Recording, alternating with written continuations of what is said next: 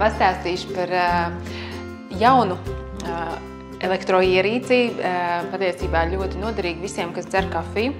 Un tas ir jaunais Stoller aparāts, kafijas aparāts, bez kapsulu.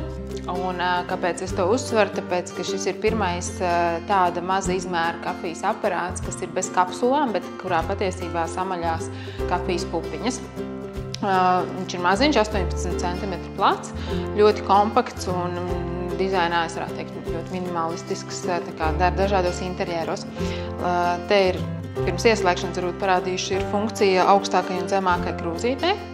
Pašam aparātam ir 6 pogas, no kurām viena ir ieslēgšanai un 5 ir, lai pagatavotu kafiju. Tātad vēl šeit ir vietiņa, kur ieliet ūdeni. Tvertne. Mēs varam ieliet, cik vajag. Ļoti ērti lietojam, nolaidam atpakaļ. Tad šeit var iebērt kafijas pupiņas. Un te pie kafijas pupiņām ir tāda poga, kur jāpagriež ir 5 dažādas maluma pakāpes. Malums ir jāregulē atkarībā no tā, kādas pupiņas tiek izmantotas un arī cik gara ir tā kafija, ko mēs gribam krūzītē pagatavot. Un no pašām funkcijām ir pavisam vienkārši. Ir, tātad, kā es teicu, 5 funkcijas. Var pagatavot dubulto espresso. Tas ir ideāli gadījumos, ja gribās stipru kapučīno vai lati, vai pieņemsim garu amerikāno kafiju, kur tad uztaisa dubulto espresso un pielej ūdeni tik, cik gribās. Tad nākamā funkcija ir putotājs. Var uzputot pienu ar šo. Trešā funkcija ir vienkārši tīrs karsts ūdens. Tas ir, ja gribās kafijai pieliet, protams, var gatavot arī tēju. Un tad ir 2 pamatfunkcijas, kas ir espresso un garā kafija, jeb, itāļi varbūt to sauc par lungo. Uztaisot vēl garāku, Amerikā to sauc par amerikāno. Es uztaisīšu espresso. Tas ir maģiskais mirklis, kad maļās pupiņas. To droši vien novērtē daudzi no rīta, kas dzer kafiju un nevar sagaidīt to pirmo krūzīti. Espresso un jebkuras kafijas garumu var regulēt. Ir, protams, iestatījumi, kas nāk no rūpnīcas visiem, bet, ja gribās garāku vai īsāku šo dzērienu, tad to var izdarīt visam vienkārši.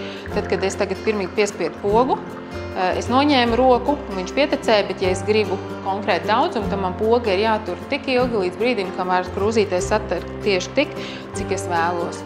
Un tas ir arī viss, un tā var ieprogrammēt visas 3 kafijas. Protams, ka gatavojot ir jāņem vērā tas ir, kādas ir kafijas pupiņas, cik viņas ir sagrauzdētas, jo tas arī nosaka tālāk, cik daudz būs šis espresso. Tad, kad kafija ir gatava, tad tīrīšana ir ļoti vienkārša. Te mēs noņemam šo nost, kas darbojās uz magnēta. Te var iztīrīt, ja kaut kas ielīst kafija vai citreiz ir pa garu kafiju. Un te ļoti vienkārši attaisās šāda atvilknīta. Te ir pati kafija izlietotā, kuru mēs varam izmantot kā skrubi. Un te satek kaut kāds lietais ūdens, ko var izliet. Un atliekot atpakaļ, visam vienkārši pieliekam šo, kas arī kā magnēts viegli klāt. Un tas ir arī viss. Vairāk nekā lieka. Un, lai gan kapsulu kafijas aparāti ir ērti šodien, kad mēs ejam uz to, kad mēs gribam dzīvot ar ilgspējīgu domāšanu, tad šis, protams, ir ideāls variants, kas neaizņem daudz vietas. Tur nav 13 pogas un nav 20 funkcijas.